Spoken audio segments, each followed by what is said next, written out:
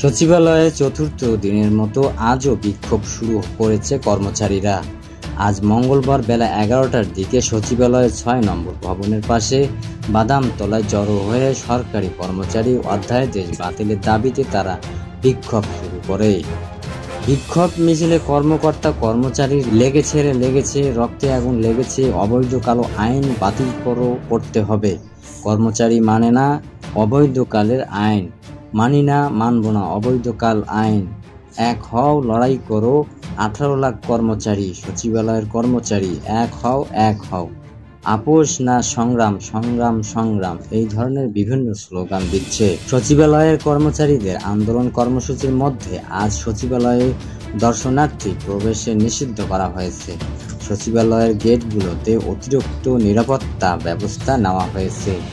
গণমাধ্যম কর্মীদের সচিবালয়ে ঢুকতে দেওয়া হয়নি। 4 ধরনের শৃঙ্খলা ভঙ্গের অপরাধের জন্য বিভাগীয় মামলা ছাড়াই শুধুমাত্র কারণ দর্শানোর নোটিশ দিয়ে চাকরিচ্যুত করা যাবে, এমন বিধান রেখে সরকারি কর্মচারী সংশোধন অধ্যাদেশ 2025 জারি করেছে সরকার। গত রবিবার সন্ধ্যায় আদেশটিতে জারি করেন রাষ্ট্রপতি। এর আগে গত 22শে মে উপদেষ্টা পরিষদের সভায় অধ্যাদেশটির খসড়া অনুমোদনের পর শনিবার থেকে সচিবালয়ের কর্মচারীরা আইনটি প্রত্যাহারের দাবিতে সচিবালয়ের বিক্ষোভ করে আসছিল। এরপর গত রবি ও সোম সচিবালয়ের কর্মচারীদের সবগুলো সংগঠন সম্মিলিতভাবে অধ্যাদেশের বিরুদ্ধে বিক্ষোভ করে।